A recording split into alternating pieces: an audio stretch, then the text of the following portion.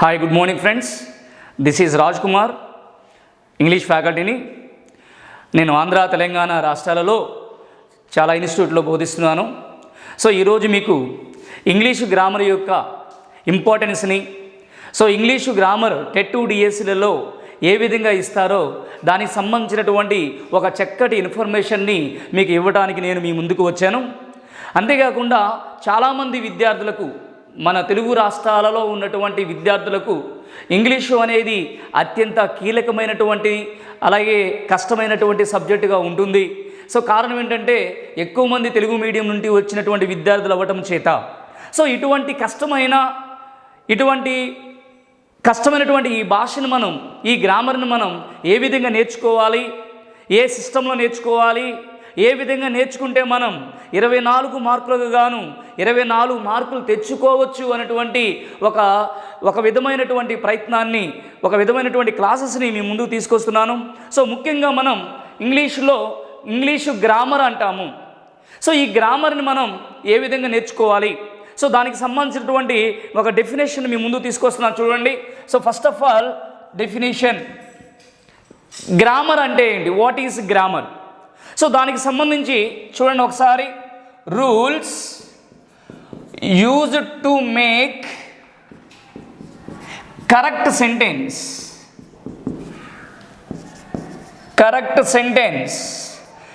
Is called grammar. ఇక్కడ చూడండి, రూల్స్ని ఉపయోగించుకుంటూ మనం ఒక సెంటెన్స్ తయారు చేయడం. అంటే ఇక్కడ మన మెయిన్ ఆబ్జెక్టివ్ ఏంటంటే కరెక్ట్గా ఒక సెంటెన్స్ని తయారు చేయటము.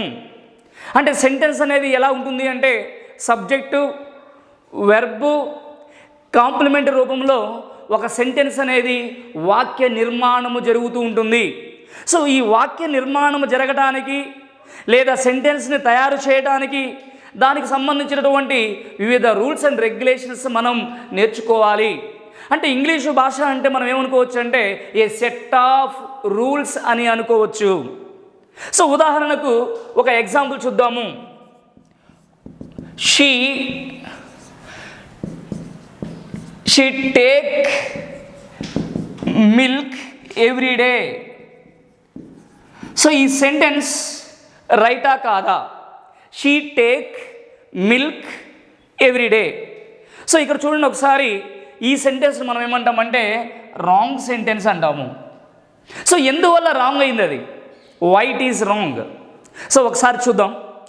ఇక్కడ దీనిని సబ్జెక్టు అంటాం. సబ్జెక్ట్ అంటే ఏంటి? Naming part of sentence. ఈ సెంటెన్స్లో పేర్లను తెలిపేటటువంటి ఒక భాగాన్ని సబ్జెక్ట్ అంటారు. దానిని తెలుగులో కర్త అని అంటారు. ఓకే. తర్వాత రెండవ భాగము దీన్ని ఏమంటారంటే క్రియా, వెర్బ్ అంటారు. ఇక్కడ చూడండి ఒకసారి, షీ అనేటువంటి సబ్జెక్ట్కి ఈ వెర్బ్ అనేది సూటబుల్గా లేదు అన్నాం. అంటే సూటబుల్గా లేనందున ఈ సెంటెన్స్ని మనం రాంగ్ అని చెప్పవచ్చు. ఎందుకు సూటబుల్గా లేదు అంటే ఒకసారి చూడండి. This is called singular subject, this is called plural verb. దీనిని సింగులర్ సబ్జెక్ట్ అంటారు, దీనిని ప్లూరల్ వెర్బ్ అంటారు. ఇది సింగులర్ సబ్జెక్ట్ ఉపయోగించి ప్లూరల్ సబ్జెక్ట్ ఉండటం చేత ఆ రెండింటి మధ్య వడంబడిక, దీనిని ఇంగ్లీష్లో ఏమంటారంటే కాన్కర్డ్ అగ్రిమెంట్. వాటి మధ్య ఉన్నటువంటి కాన్కర్డ్ అగ్రిమెంట్ సరిగా లేదు. సరిగా లేకపోవటం అంటే ఏంటంటే దీన్ని సింగులర్ అన్నాము, దీనిని ప్లూరల్ అనటం జరిగింది. చూద్దాం ఒకసారి ఇది ఎలా కరెక్ట్ అవుతుందంటే she takes milk every day. ఈ సెంటెన్స్లో దిస్ ఈజ్ రైట్ సెంటెన్స్. ఎందువల్ల రైట్ అయింది? ఒకసారి చూడండి, షీ అనే సబ్జెక్ట్కి టేక్స్ అనే వెర్బ్ సూటబుల్ అయింది. అంటే దీనిని ఏమన్నామంటే సింగులర్ అన్నాము. దీనిని ఏమన్నామంటే సింగులర్ అన్నాము. ఇక్కడ ఉన్నటువంటి ఈ సింగులర్కి ఇక్కడ ఉన్నటువంటి ఈ సింగులర్ వెర్బ్ సూటబుల్ అయింది. అందుచేత ఈ సెంటెన్స్ రైట్ అయింది. మరి ఒక సెంటెన్స్ చూద్దాం. They place chess every day. ఈ సెంటెన్స్లో సో ఒకసారి చూడండి, దే అనేది ప్లూరల్ సబ్జెక్ట్, ప్లేస్ అనేది సింగులర్ వెర్బ్.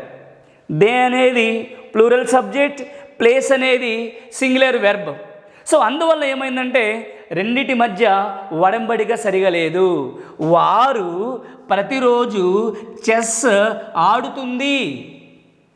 వారు ప్రతిరోజు చెస్ ఆడుతుందని రావడం కారణం ఏంటంటే ఇక్కడ మనము తీసుకున్నటువంటి సింగులర్ వెర్బ్. మరి ఎలాగది కరెక్ట్ సెంటెన్స్ అవుతుంది అంటే చూడండి ఒకసారి, దే అనేటువంటి ప్లూరల్ సబ్జెక్ట్ తీసుకున్నప్పుడు ప్లే అనేటటువంటి ప్లూరల్ వెర్బ్నే తీసుకోవాలి. They play chess everyday. They play chess everyday. ఈ సెంటెన్స్ రైట్ అనమాట. సో ఒకసారి చూడండి, సో ఇక్కడ షీ అనే సింగులర్ సబ్జెక్ట్ తీసుకున్నాము, టేక్స్ అనేటువంటి సింగులర్ వెర్బ్ తీసుకున్నాం, దట్స్ వై ఇది రైట్ అయింది. సో అలాగే ఇక్కడ దే అనేటువంటి ప్లూరల్ సబ్జెక్ట్ తీసుకున్నాము, దే ప్లే అనేటువంటి ప్లూరల్ వెర్బ్ తీసుకున్నాము, ఇక్కడ కూడా సెంటెన్స్ రైట్ అయింది. అంటే దీన్ని బట్టి మనకు అర్థమవలసినటువంటి విషయం ఏంటంటే we should know about what is singular and what is plural of the verb. What is singular, what is plural of the noun మనకి క్లియర్గా తెలిసి ఉండాలి. సో అంటే ఏమిటంటే ఒక వాక్య నిర్మాణంలో కర్త కర్మ క్రియలు అనేవి కంపల్సరీగా ఉంటాయి. సో అందుకని మనం ఏమనుకున్నాం, మేక్ కరెక్ట్ సెంటెన్స్. ఇదే మన టార్గెట్, ఇదే మన లక్ష్యము. ఇంగ్లీష్లో పర్ఫెక్ట్గా సెంటెన్స్ని తయారు చేయటము. ఇలా తయారు చేసే క్రమంలో we have to use number of rules అనమాట. సో ఇక్కడ నేను ఒక రూల్ అప్లై చేశాను. ఆ రూల్ పేరు ఏంటంటే సింగులర్ సబ్జెక్ట్ తీసుకున్నప్పుడు సింగులర్ వెర్బ్ తీసుకోవాలి, ప్లూరల్ సబ్జెక్ట్ తీసుకున్నప్పుడు ప్లూరల్ వెర్బ్ తీసుకోవాలి. నేను ఇక్కడ ప్లూరల్ సబ్జెక్ట్ తీసుకున్నాను, ప్లూరల్ వెర్బ్ తీసుకున్నాను. ఇక్కడ సింగులర్ సబ్జెక్ట్ తీసుకున్నాను, సింగులర్ వెర్బ్ తీసుకున్నాను. సో కండిషన్ అనేది చాలా ఇంపార్టెంట్. సింగులర్స్ ఎక్కడ యూజ్ చేయాలి, ప్లూరల్స్ ఎక్కడ యూజ్ చేయాలి, సింగులర్ నౌన్ ఎక్కడ రావాలి, ప్లూరల్ నౌన్ ఎక్కడ రావాలి, సింగులర్ వెర్బ్ ఎక్కడ రావాలి, ప్లూరల్ వెర్బ్ ఎక్కడ రావాలి. సో దీని గురించి మీకు ఒక చక్కటి ఇన్ఫర్మేషన్ ఇప్పుడు తెలుసుకుందాం. సో మనకి నంబర్ అంటే ఏంటి? నంబర్ అంటే ఇక్కడ ఏకవచనాలు బహువచనాల గురించి తెలియజేసేదానినే మనం number అన్నామండి.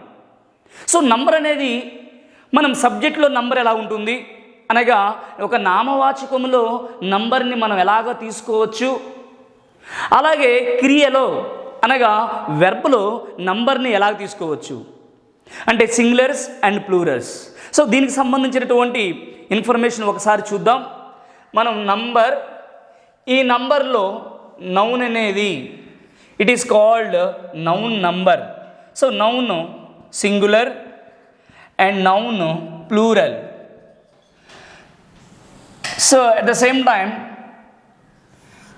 same time verb singular and verb plural. So మనకి అవగాహన చాలా ఇంపార్టెంట్ స్టూడెంట్స్. నౌన్ సింగులర్ అంటే ఏమిటి, ప్లూరల్ అంటే ఏమిటి, వెర్బ్ సింగులర్ అంటే ఏమిటి, వెర్బ్ ప్లూరల్ అంటే ఏమిటి. సో దీనికి సంబంధించినటువంటి ఇన్ఫర్మేషన్ ఒకసారి మనం ఇక్కడ చూద్దాం.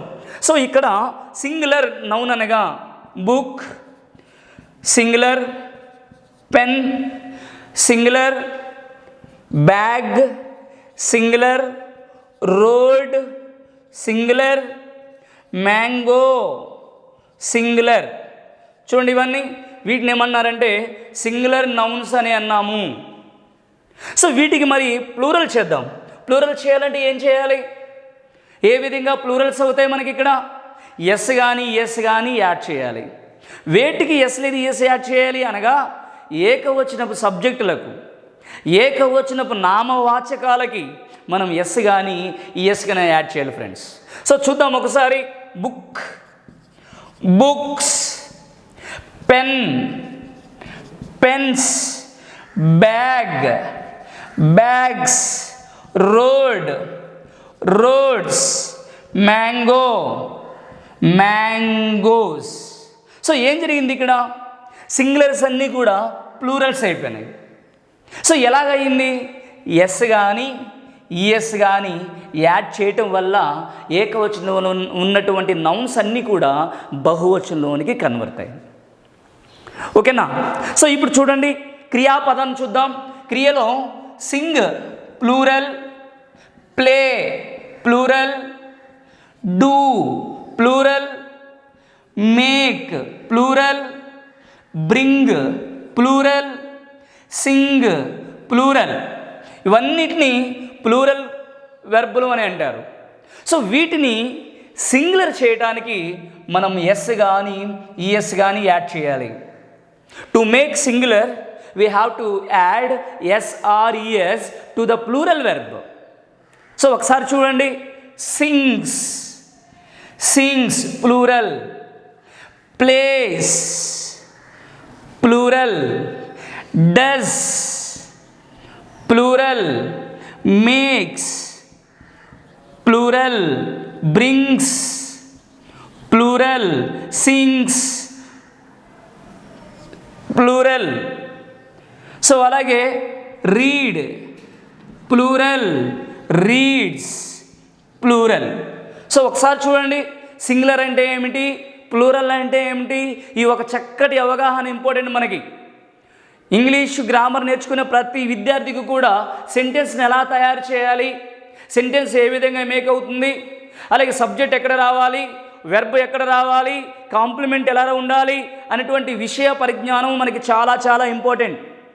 సింగులర్ సబ్జెక్టులు అంటే ఏమిటి, ప్లూరల్ వెర్బులు అంటే ఏమిటి, సింగులర్ వెర్బులు అంటే ఏమిటి, అలాగే ప్లూరల్ సింగులర్ నౌన్స్ అంటే ఏమిటి, ఈ అవగాహన మనకి చాలా చాలా చాలా చాలా ఇంపార్టెంట్.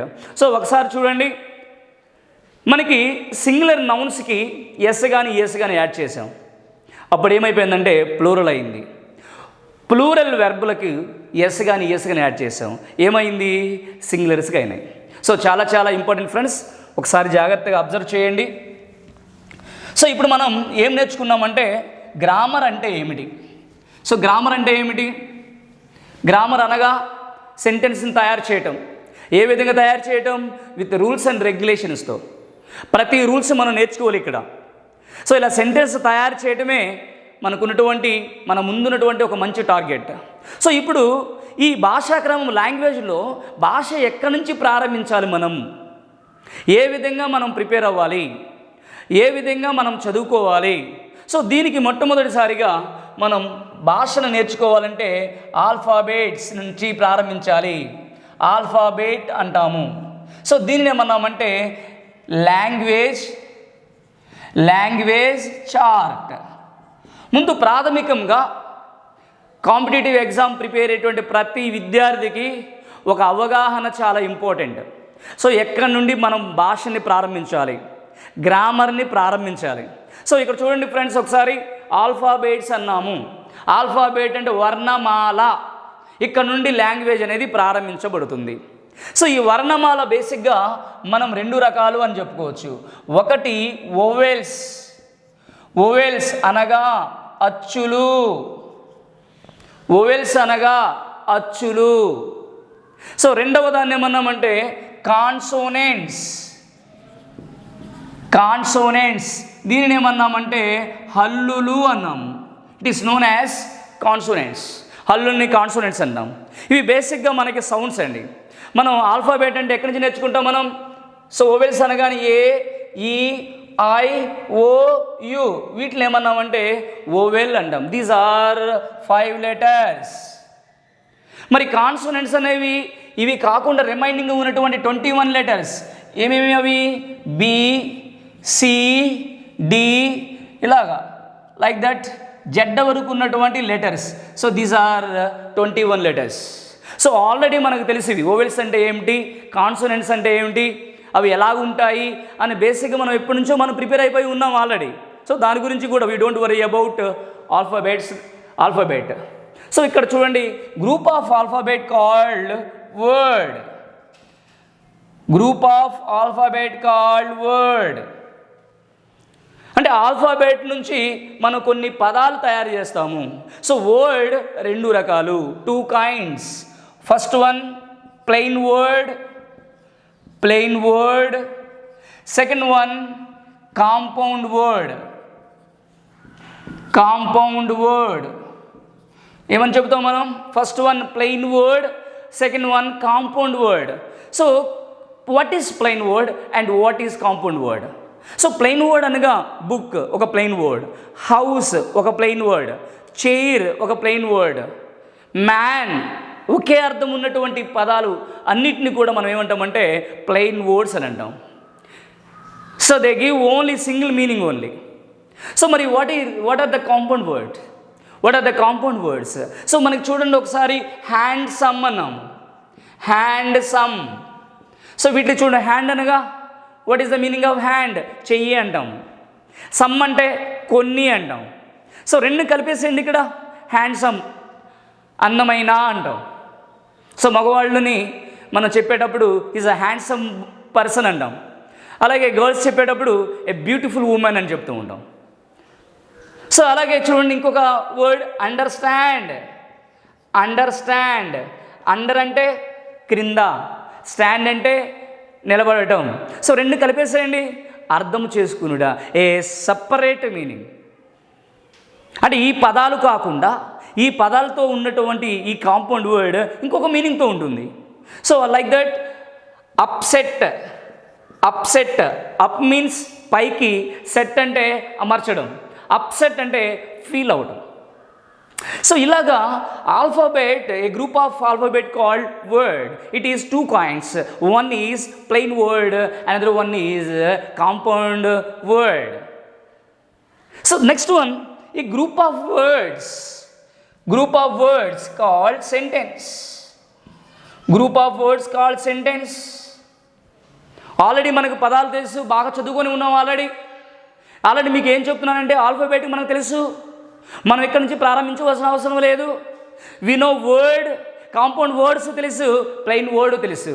సో ఇక్కడి నుంచి కూడా మన యొక్క ప్రిపరేషన్ ప్రారంభించవలసిన అవసరమే లేదు. బట్ ఇక్కడ చూడండి, a group of words called sentence.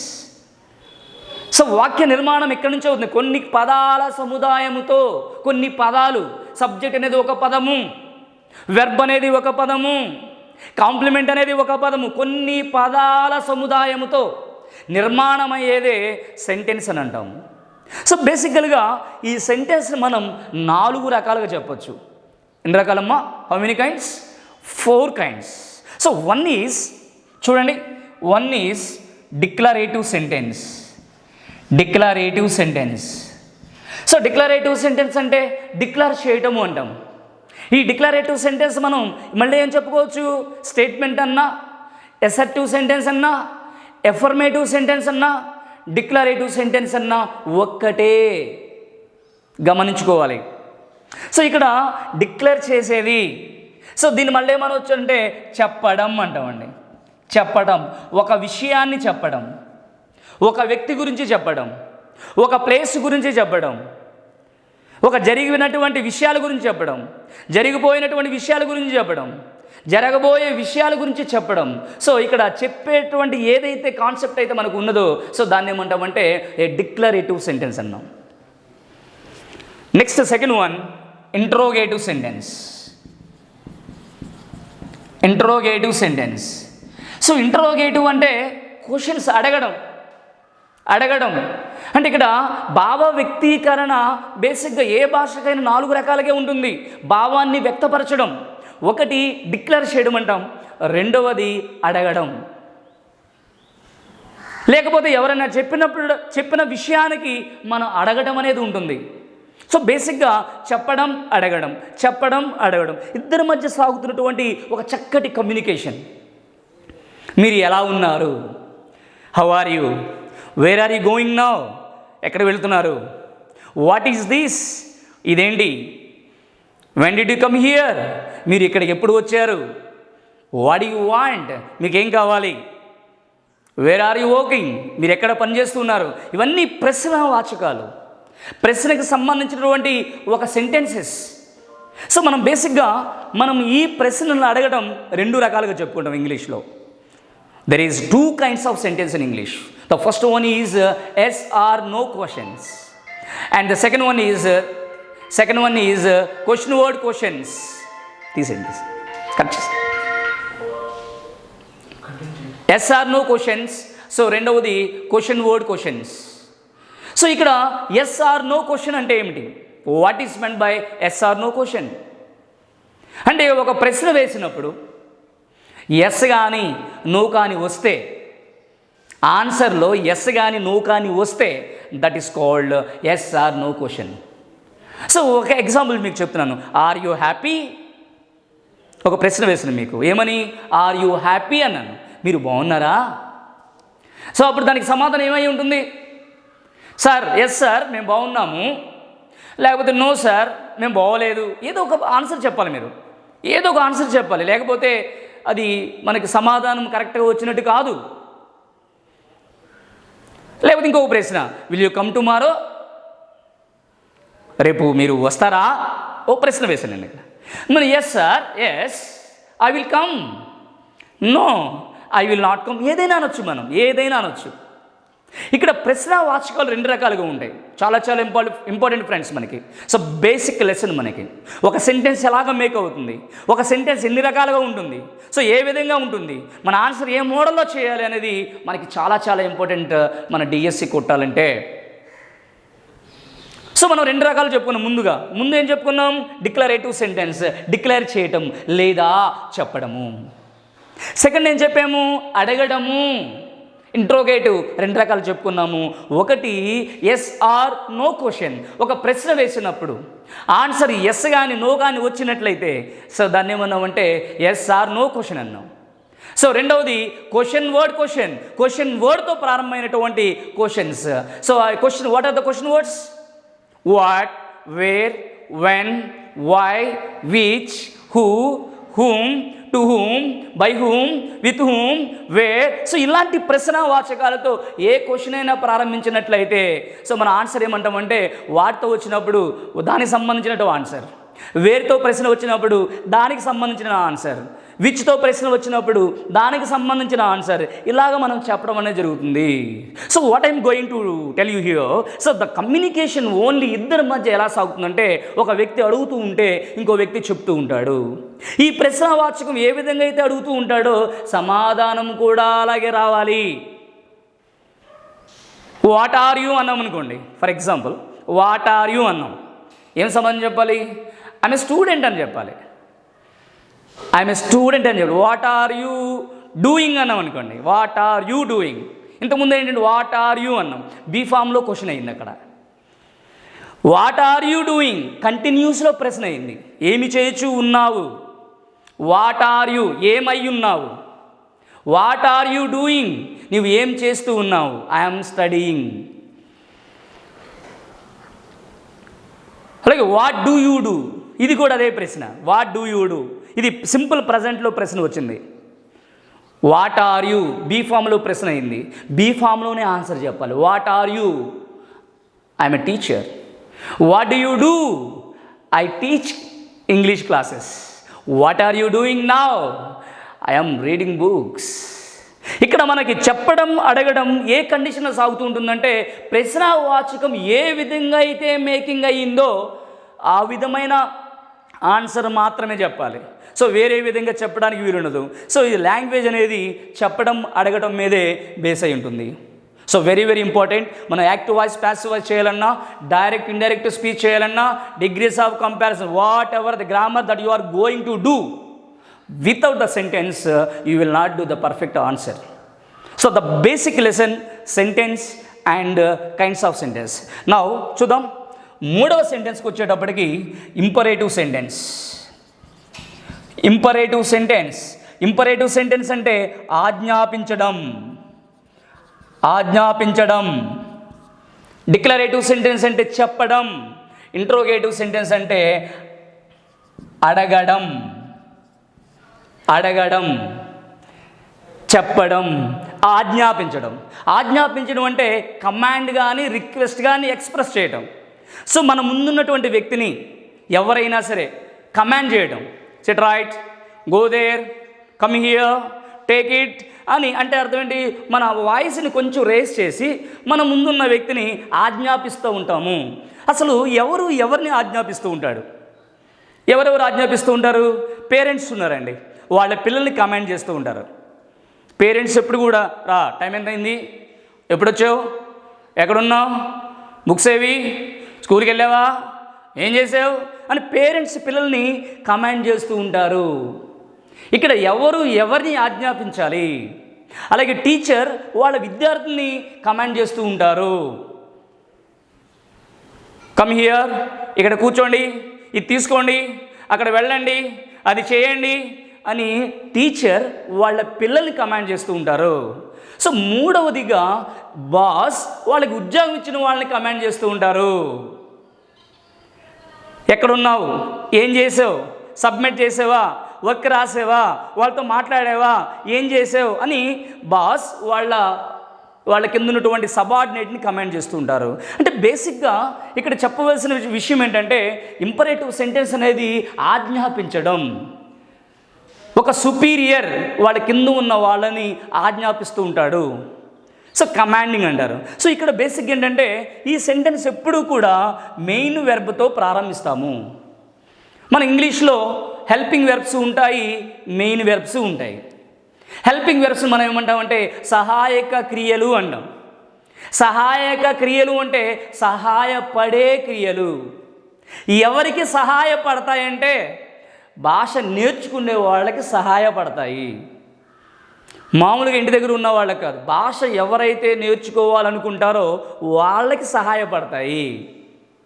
ఈ సహాయక క్రియలు కాకుండా అంటే సహాయక క్రియలు మనం ఏముంటాము, be forms, have forms, do forms, అలాగే modal auxiliaries అన్నామండి.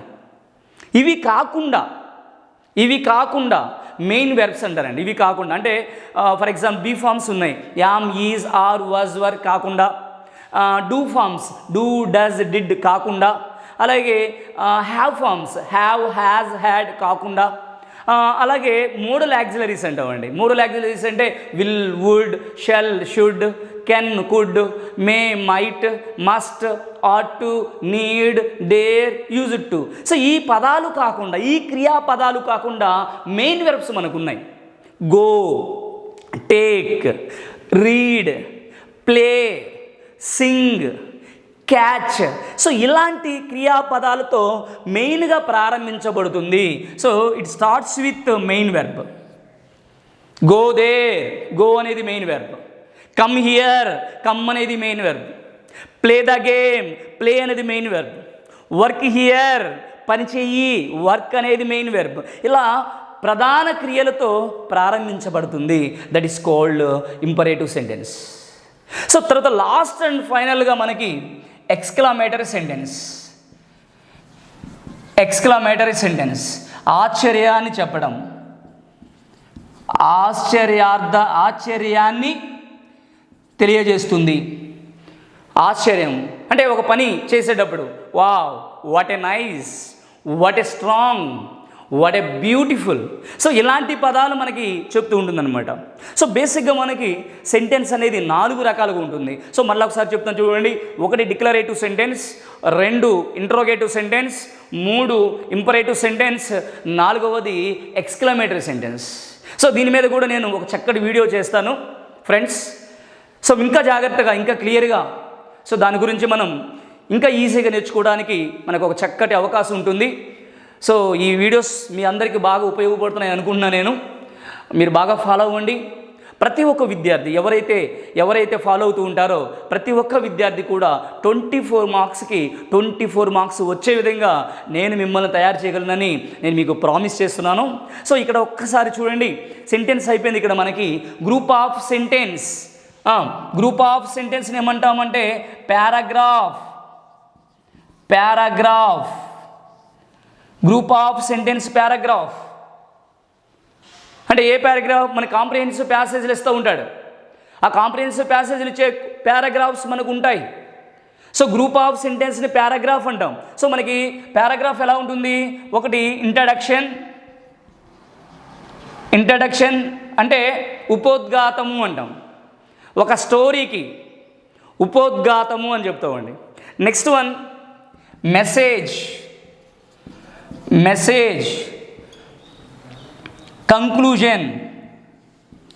Conclusion. So message అనేది ఒక గ్రూప్ ఆఫ్ వర్డ్స్. ఇంట్రడక్షన్ అనేది ఒక గ్రూప్ ఆఫ్ వర్డ్స్, కంక్లూజన్ అనేది ఒక గ్రూప్ ఆఫ్ వర్డ్స్. సో వీటి మీద కూడా మీకు ఒక చక్కటి ఐడియా వస్తుంది. సో నేను ఇక్కడ ఏం చేస్తున్నానంటే ఒక ఆర్డర్ మీకు ఫ్రేమ్ చేస్తున్నాను. భాషని ఎక్కడి నుంచి ప్రారంభించాలి, ఎక్కడ ఎండ్ చేసుకోవాలి, ఎక్కడ మనం ఉన్నాము, ఎక్కడ మనకు వచ్చు. For example we know alphabets very easily. So ఇక్కడ నుంచి మనం ప్రారంభించవలసిన అవసరం ఏమీ లేదు. నెక్స్ట్ మనకు వర్డ్ తెలుసు, సో దాని మీద కూడా మనం ఫోకస్ చేయవలసినటువంటి అవసరం ఏమీ లేదు. అలాగే సెంటెన్స్ అనేది మనకు తెలియదు ఫ్రెండ్స్. సెంటెన్స్ మనకు రాదు, ఎలాగ మేకింగ్ చేయాలి, సెంటెన్స్లో ఏముంటుంది, సెంటెన్స్లో ఏ పదాలు యూజ్ చేయాలి, ఎలా యూజ్ చేయాలి. సో చాలామందికి డౌట్ ఏంటంటే, సో నేను తర్వాత వీడియో చేస్తాను, సబ్జెక్ట్ వెర్బ్ కాంప్లిమెంట్ అంటాం మనం. సో చాలామందికి డౌట్, సబ్జెక్ట్ వెర్బ్ ఆబ్జెక్టా, సెంటెన్స్ యొక్క స్ట్రక్చర్ సబ్జెక్ట్ వెర్బ్ కాంప్లిమెంటా, చాలామందికి క్లారిటీ లేదు ఫ్రెండ్స్. సో దాని మీద కూడా ఒక చక్కటి వీడియో మీకు చూపిస్తాను. అసలు ఆబ్జెక్ట్ అని ఎందుకు అనవు, మనం కాంప్లిమెంట్ అనే ఎందుకు అంటూ ఉంటాం. సో ఇవన్నీ కూడా మనకి సెంటెన్స్లో నేర్చుకుంటాం.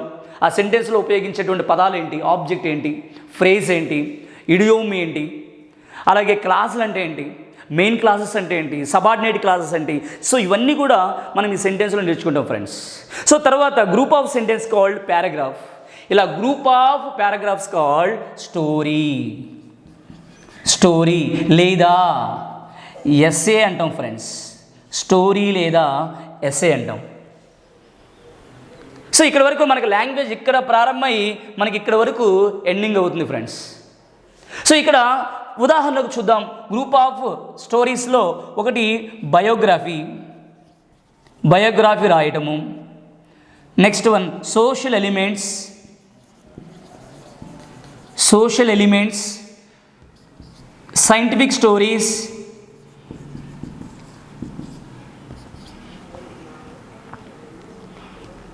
Historical stories.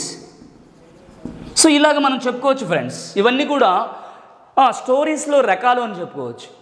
మనకి కాంప్రహెన్సివ్ ప్యాసేజ్ అంతా కూడా మన బయోగ్రఫీ మీద రావచ్చు, లేదా సోషల్ ఎలిమెంట్స్ అన్నామండి, సాంఘికపరమైనటువంటి కథల నుండి రావచ్చు ఒక పారాగ్రాఫ్. కాంప్రహెన్సివ్ ప్యాసేజ్ అంటే సోషల్ ఎలిమెంట్ అంటే ఏంటి, డౌరీ, అలాగే అన్టచబిలిటీ, అన్ఎంప్లాయ్మెంట్, ఇవన్నీ మనం ఇక్కడ వచ్చేటువంటి స్టోరీస్ అన్నీ చెప్పుకోవచ్చు. అలాగే సైంటిఫిక్ స్టోరీస్, అలాగే ఇమేజినరీ ఎస్సేస్. సో ఈ మనం ఏదైతే ఇక్కడ చెప్పుకుంటున్నామో వీటి మీద మన కాంప్రహెన్సివ్ ప్యాసేజ్లు రావచ్చు. ఎందుకంటే దాన్ని ఏమంటామంటే అన్సీన్ ప్యాసేజ్ అంటారు ఫ్రెండ్స్. సో అక్కడ కూడా మనకి ఇవి చాలా ఉపయోగపడతాయి. జాగ్రత్తగా మీరు ఫాలో అవ్వండి. So group of paragraphs called story లేదా ఎస్సే అంటాం. స్టోరీ అయితే ఎండింగ్ ఉన్నదాన్ని స్టోరీ అంటారు, ఎండ్లెస్గా ఉన్నదానిని మనం ఎస్సే అంటాం ఫ్రెండ్స్. సో జాగ్రత్తగా ఫాలో అవ్వండి. లాస్ట్గా group of stories called book. ఇక్కడ మనకి మన సిలబస్లో ఎక్కడ అడుగుతున్నాడు చూడండి ఫ్రెండ్స్. సో ఇది ఇంగ్లీషు వాక్య నిర్మాణం, భాష యొక్క నిర్మాణం ఇలా జరుగుతుంది friends. Alphabet, word, sentence, paragraph, story, book. So మనం బుక్ రాయమంటలేదు ఇక్కడ, మన టెట్టుస్ డిఎస్సిలో స్టోరీస్ రాయమంటలేదు, సో అది కూడా మనకి లేదు. పారాగ్రాఫ్లు రాయమంటలేదు, అది కూడా మన సిలబస్లో లేదు ఫ్రెండ్స్. మన సిలబస్లో ఉన్నది ఒకే ఒకటి ఏంటంటే sentence. Rules used to make correct sentence is called grammar.